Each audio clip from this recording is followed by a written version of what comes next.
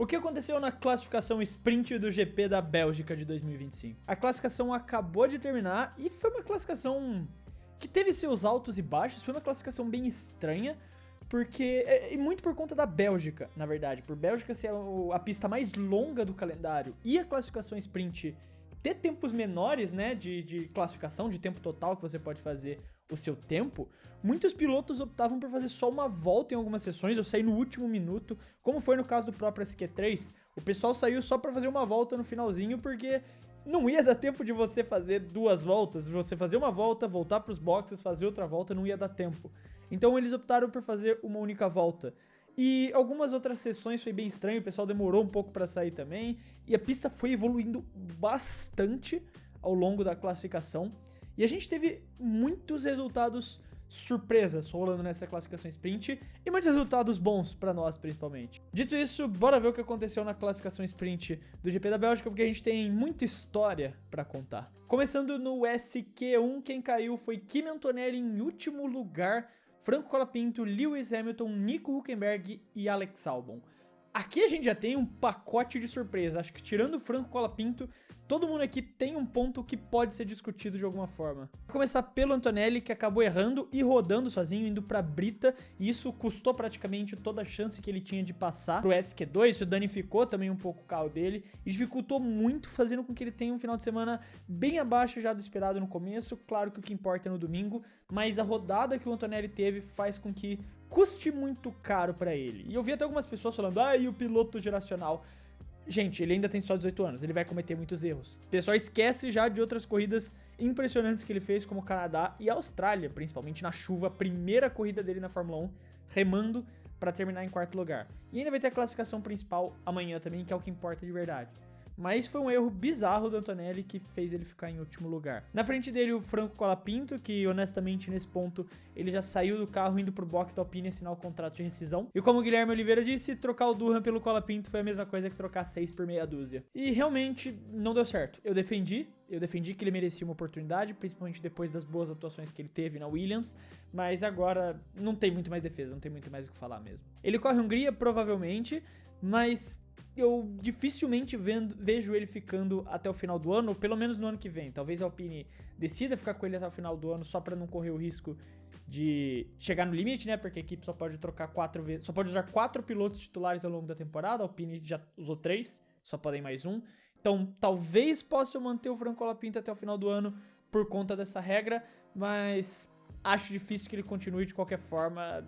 Realmente atuações deploráveis do Franco nas últimas etapas. O próximo nome do SQ1 é a grande surpresa dessa lista, definitivamente, que é o fato do Hamilton ter caído em 18º lugar. E a gente tem o comentário do Arcanjo CL7.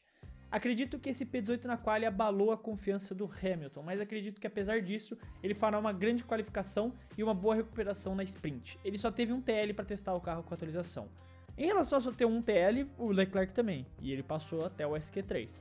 Mas o ponto principal foi o que aconteceu, o motivo, né, que fez ele não passar pro SQ2 em primeiro lugar, que foi essa rodada, que se tudo der certo eu botei na tela pra vocês, se eu não levar nenhum copyright da Liberty Media, que ela gosta de fazer isso, eu botei aí a rodada que ele teve, e quando você vê ali a rodada que ele teve ali na Buzz Stop, claramente não foi culpa dele.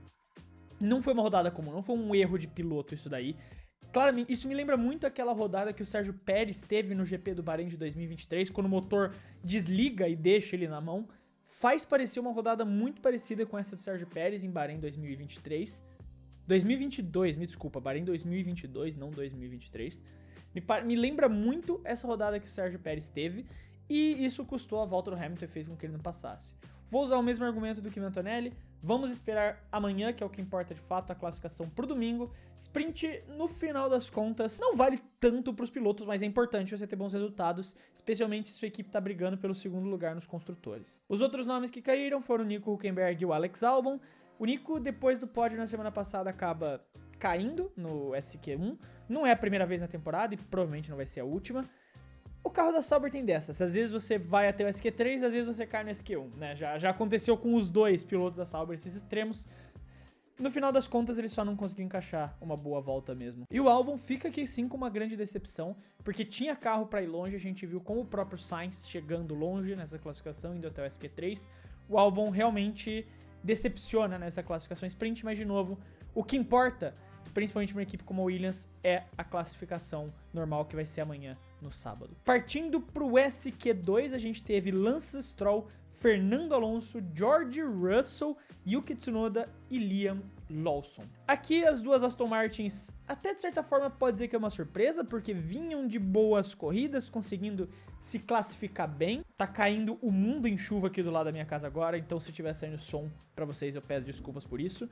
Vou tentar tirar na redução de ruído, mas tá chovendo muito forte, não sei se eu vou conseguir tirar totalmente. Mas em relação às Aston Martins, é até uma surpresa que os dois não consigam melhorar tanto. Inclusive o tempo deles no SQ2 foi pior do que o tempo do SQ1. No caso do Alonso, ele fez 1:42.427 no SQ1 e 1:42.453 no SQ2. Enquanto o Stroll fez 1:42.736 e no SQ2 fez 1:42.832. Eles foram os únicos que basicamente não conseguiram melhorar o tempo do SQ1 para SQ2. Não foi uma boa classificação das Aston Martins, não sei o que aconteceu com elas, mas acabam caindo aqui por conta disso. A gente segue com outra grande surpresa, o George Russell. A Mercedes não se encontrou na Bélgica, que é uma pista que a Mercedes historicamente costuma ir bem, e isso é bem preocupante. As duas Mercedes caírem assim tão cedo na classificação, uma no Q3, uma no Q1 e a outra no SQ2.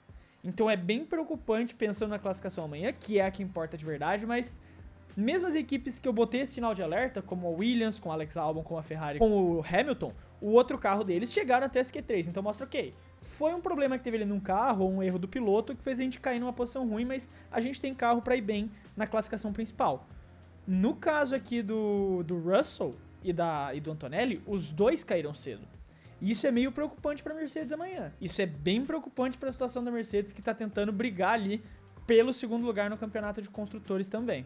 Além disso, a gente teve as quedas do Yuki Tsunoda. Ele deu uma entrevista, inclusive, depois, falando na transmissão gringa, na transmissão da Sky Sports britânica. Uma entrevista bem abalado. Sabe, nessa semana saíram alguns rumores, semana passada e essa, de que ele já estava demitido pro ano que vem. A Red Bull já teria meio que notificado ele, cara, você não vai continuar ano que vem, tá? Fechou? Beleza. E ele deu uma entrevista bem abalado pra Sky Sports britânica, no sentido de, o resultado não foi bom, eu sei que pode ser melhor, não consegui encaixar direito, é isso, eu sei que eu posso melhorar, mas não foi dessa vez, sabe? Foi bem assim, com um tom de voz bem abaixo. Cara, é isso, a gente tá vendo a carreira dele definhando, e vai ver isso acontecendo por mais 12 corridas até o final dessa temporada, infelizmente, essa é a realidade do Tsunoda. E o Liam Lawson, por muito pouco, não consegue passar pro SQ2, ele fica bem perto de conseguir passar, mas ele acaba não conseguindo encontrar o tempo suficiente e acaba caindo, o que é preocupante, né, nessa briga que ele tem com o Radiar para ver quem merece a outra vaga da Red Bull pensando no ano que vem, mas com essa possível demissão do Tsunoda que pode rolar, existe esse ar de esperança, né, para salvar o futuro do Lawson. Partindo, enfim, para o SQ3, a gente tem Gabriel Bortoleto em 10º lugar, seguindo então Isack Hadjar, Pierre Gasly, Oliver Berman em 7º, Carlos Sainz em 6º, Esteban Ocon em 5º, Charles Leclerc em 4º, Lando Norris em 3º, Max Verstappen em 2º e Oscar Piastri em 1º. O que já traz a gente para um comentário aqui do Ayrton Senna CS, os últimos serão os primeiros. Várias equipes da parte de baixo do grid fazendo uma ótima qualificação, destaque para a Haas, e realmente essa classificação sprint foi muito surpreendente, porque você teve duas Haas, uma Alpine, uma Racing Bulls e uma Williams chegando no SQ3, sendo que as únicas equipes que colocaram seus dois carros no SQ3 foi McLaren e Haas. Então realmente uma classificação bem surpreendente na questão de surpresa. Eu acho que no geral foi meio parada até, mas na questão de surpresa, de resultados que você talvez não esperasse, uma classificação bem surpreendente a gente teve aqui nessa classificação sprint.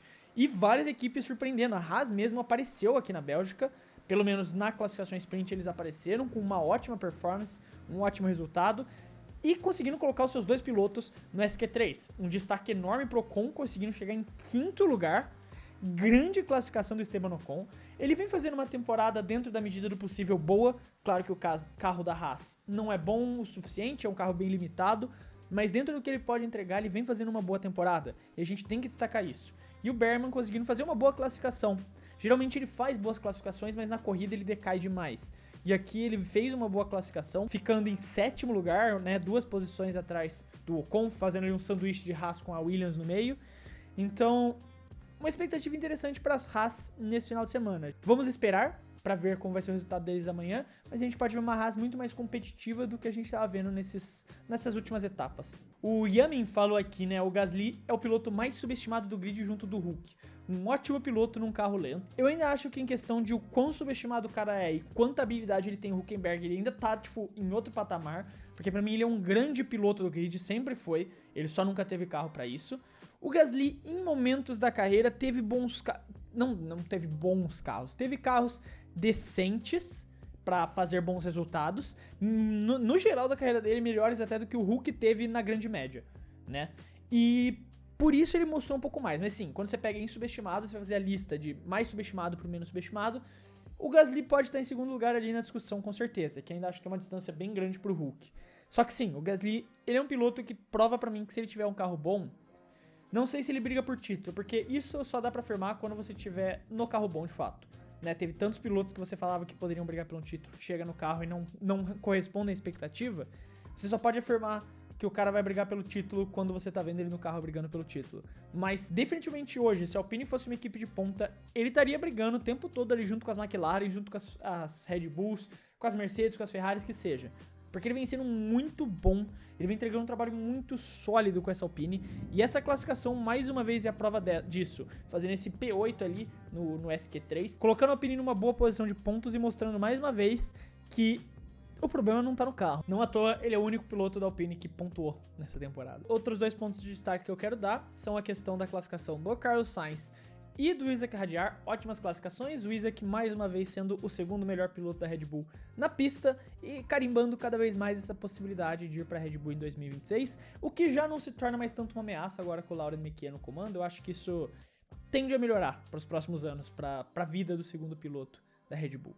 O Carlos Sainz vinha de muitas críticas que eu estava tecendo sobre ele, então ele faz uma grande classificação colocando esse carro da Williams em 6º lugar, a gente tem que ser justo aqui e falar bem quando ele faz uma boa performance, e foi uma grande performance. A Williams está precisando de pontos, ainda mais por estar sendo ameaçada pela Sauber agora no 5º lugar, então se classificar e ainda mais classificar na frente da Saubers é importantíssimo e mostra que a Williams tem carro para ir bem na classificação principal amanhã. Agora, o comentário do WD Santana, qual incrível do Bortolas, achei ainda que pegaria uma posição melhor. Ele realmente não fez uma boa volta no SQ3, inclusive ele fez uma volta mais lenta do que a volta dele no SQ2. No SQ2 ele fez 1:41.901 e no SQ3 ele fez 1:42.176. Então ele piorou bastante o tempo dele do SQ2 pro SQ3, ele deve ter errado em algum momento, que a gente acabou não vendo. Se ele tivesse feito a mesma volta do SQ2, para vocês terem noção, ele teria largado de 8º lugar na frente do Pierre Gasly. Então ele realmente não conseguiu encaixar uma boa volta, ele piorou o tempo dele do SQ3 pro SQ2, no caso ao contrário, do SQ2 pro SQ3.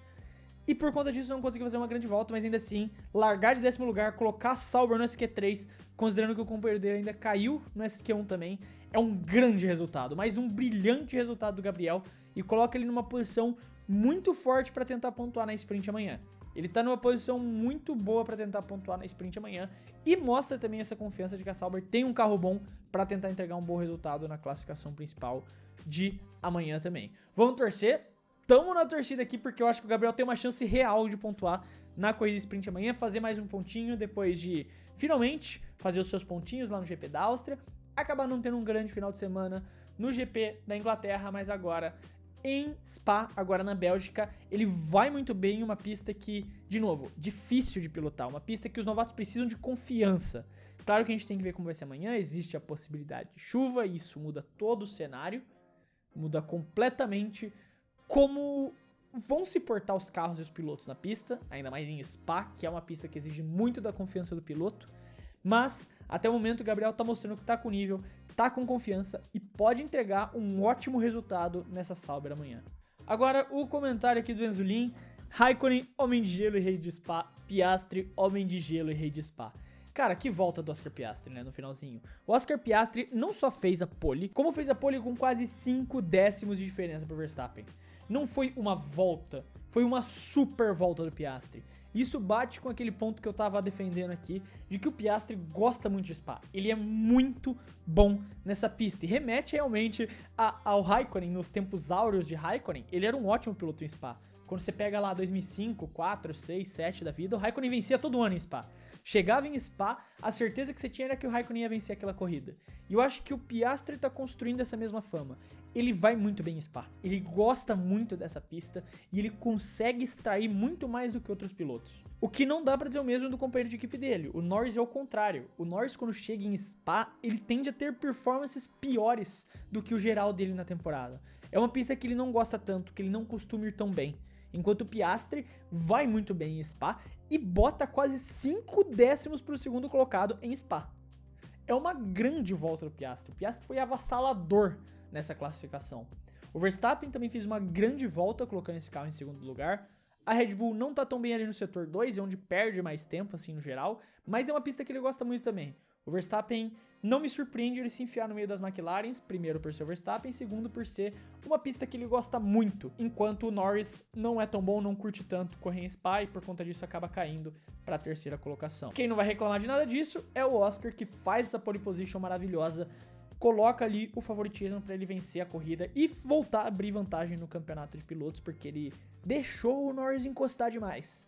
Ele deixou o Norris encostar demais nas últimas etapas e ele precisa abrir uma vantagem, especialmente aí indo para as férias de agosto, para poder viajar mais tranquilo assim, né, sem essa pressão do Norris nas costas dele, porque se o Norris se o Norris terminasse na frente dele na sprint e vencesse a corrida principal, o Norris seria o novo líder do campeonato. Então se ele conseguir terminar na frente agora, na sprint, pelo menos ele se segura como líder do campeonato, claro, considerando que os dois terminem em primeiro e segundo na corrida amanhã, né, no domingo no caso.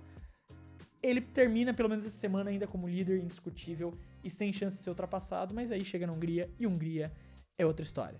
Aqui, na sprint da Bélgica, grande final de semana, grande classificação do Piastri e tem que se aproveitar por ser uma pista que ele gosta muito e o companheiro dele não gosta tanto assim. Mas aí tá, o que aconteceu na classificação sprint do GP da Bélgica de 2025. Como sempre, eu quero saber a sua opinião, não esquece de deixar ela aí nos comentários, se você concorda com algo que eu disse, se você discorda, aqui tá sempre aberto pra gente poder discutir e ver todos os pontos de vista sobre a Fórmula 1. Quero deixar um abraço pra você que ficou até aqui, muito obrigado e até o próximo vídeo.